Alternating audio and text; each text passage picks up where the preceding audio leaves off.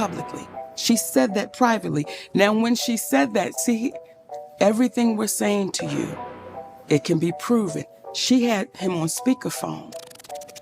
And that when she was talking to him, in that room was a man named Reggie Wells, who just passed, who used to be Oprah Winfrey's makeup artist, who he had a conversation with me and my husband. Now, for you babies that's good with the little internet, we had a show on called Monique and Sydney Finding a Way to Be Unoffended. Finding a Way to Be Unoffended. Reggie Wells is on that show speaking about Oprah Winfrey. Reggie Wells said, Monique, I was there that day. He said, and when y'all got off the phone, I looked at her and said, why don't you just pay this woman the money? She deserves it. And she looked at him and said, I won't be paying her nothing. And he said, that's not right, and you know it's not right. Now, that man shared that on that show. So I'm not saying nothing that hasn't been shared. So you have people that will say things in private, but won't do it publicly. I'm the person that I will say it in private, and I'm going to say it publicly, because that's the only way we make it right. We really are confused as to why she would take that position. But what we wanted to do was bring someone into the conversation who has a great deal of knowledge and has worked very closely with Oprah Winfrey. And his name is Brother Reggie Wells. We'd like to introduce him and bring him to the show. Hey, Reggie, welcome, baby. Hey, guys, how are you? We're wonderful, my love. Wonderful. Thank you for joining us today. Thank you very much for joining us. Reggie, before we get being here, especially on the subject of Oprah Winfrey. And somehow, because I was there for 30 years, 30 years I worked with this woman, and I learned so much about her, was taught by her, and I think in myself I was teaching her as well. So we had a great relationship. But there are always, when you go into it, you want to know, just as you guys talked about today, why do we think on a certain level? When you get to a part where we're big enough to say things the right way, and we're big enough also to understand humanity and what that means. I feel very pressured about going along with a flow that doesn't make any sense. So when somebody speaks to me, I don't care if it's pop Reggie, I don't care if it's old band Reggie, I don't care if it's look who's there Reggie, I'm going to appreciate the idea that you gave me enough attention to pay attention to me and give me that kind of talk. So I find unnecessary treatment is not even, I don't even know where that comes from at a certain level. And it's at a level that shouldn't be there. Let us ask you, Reggie, and just so everyone will get an understanding, when you say that you know her for 20 years and maybe you can give insight, 23, could you please give them insight as to how you know her and what your background is in? Well, I became, thank God, a very successful makeup artist in New York City back in 1970.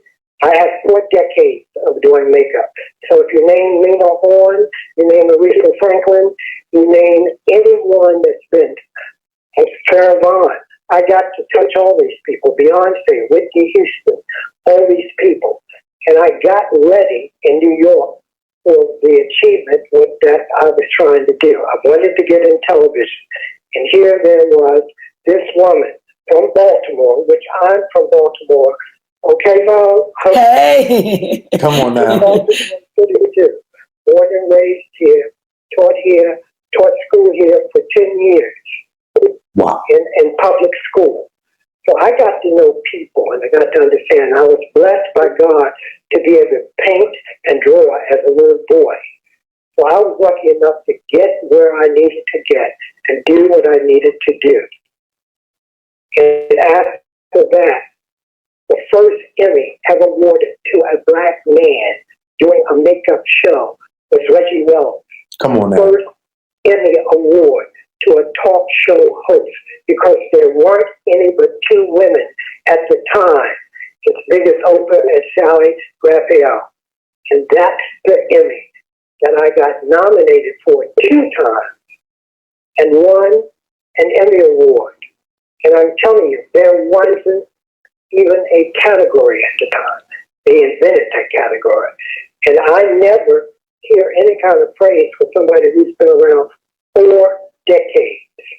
Let us ask you this, Brother Reggie. So with that knowledge and background and history, and you winning Emmy Awards with Oprah Winfrey, can you give us some insight to her mindset as to why you believe people do certain things? Because I was there with Oprah in the beginning, right there in Baltimore. And I tried to see her in Baltimore on television when I was teaching school. The personality was a whole different personality because it didn't have any kind of thing but a big goal in their head. They didn't have I don't think, the way to carry yourself or the respect. So I saw it change. I saw it change very quickly. I came in there with a degree, Oprah received her degree.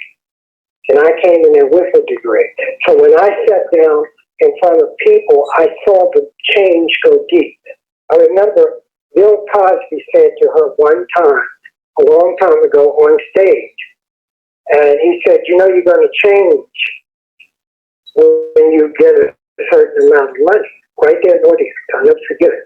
And she said, there are people tell me that, but I don't think money changes you. I'm going to be just who I am. He said, oh, you're going to change. I never forgot it. You're going to change, and you're going to be very different from what you are right now. She said, well, yeah, I just feel if you're a jerk when you get money. Wow. So I guess we answered that question. Well, Reggie, because when I started the show and I said my feelings were hurt, because for me it was personal. And someone said, oh no, someone just said, oh, we still talking about Oprah? We have to, because here's a woman, and this is just my humble opinion.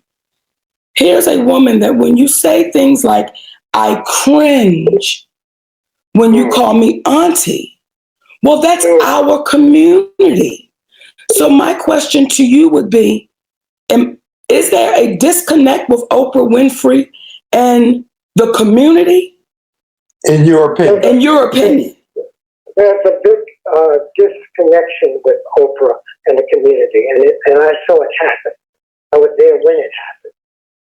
So when you get a disconnection, it means that you're not doing some of the same things you did before.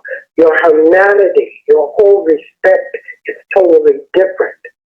I'm writing a memoir, which is my life story, and I will take people into that journey and show you how things changed. And I sat there and watched it. Oprah had, she gave me vacation. She called it vacation. 1 minute, because if I said the thing that wasn't supposed to be said, I go on vacation. I get called back from vacation. But if I say something again, I go back on vacation. Wait a minute, Reggie. Wait a minute. I'm sorry to bust out laughing. Okay, wait. So if you said some real sugar honey iced tea, yes, you got sent on vacation. Quick. That question back. Quick. Okay, I just wanted to make sure I was understanding what he was saying. That's a nicer way of saying, you gave me a lot of decisions to make because you gave me the choice. If I don't respect what you just said, you're going to take a vacation. And my thing is, I'm the man who invented myself. God gave me a talent, and I am not in the source of brown-nosing anybody. And I saw it every day for 23 years. We heard that. 23 years. And you remember what I said here, because it's going to come back to haunt a lot of people. And as far as Gail and Oprah being upset with Auntie, Gail's children called Oprah Auntie O for many, many years. Many years. It was Auntie O. That's why I'm trying to tell you what a curve will do to you in your spirit and anything else. So you're not calling her Auntie O anymore. I was in Africa with Oprah for years, 7 years, off and on. I heard children say, Mom, Oprah to her. Mom, Oprah to her. Mom, Oprah. Mom, Oprah, constantly. She didn't have a problem with that. Well, Reggie, we greatly appreciate your insight, baby, because, you know, sometimes I just don't want to go on my... And you shouldn't have to. That's why I said to myself that there need to be more voices. There need to be more voices. I went on enough vacation that I should have a voice. And that's what I'm saying, because I have been very, very upset with some of the stuff that I was in. I call it stuff because it was a bunch of stuff. And you got to remember, when you work in an organization, and I'm used to being a freelancer, I was never used to working for a company anyway, because I can tell you, I didn't do it when I was a school teacher. I didn't pay attention to what I was told to do. If I felt it needed to be done a different way, it was done a different way. And when I went into New York, they said, you can't knock on those doors, Reggie. I said, watch this. I won't knock, I'll buzz. Come on now. That's what being from Baltimore do to you, baby. Brother Reggie, we appreciate you coming on the show and coming on with love and respect, because this is not a conversation designed to call anybody out. We only trying to call folks up. Yes. So we appreciate you, our brother. We love you, baby. Well, I love you too. I appreciate it. All right, my sweetness. Take care.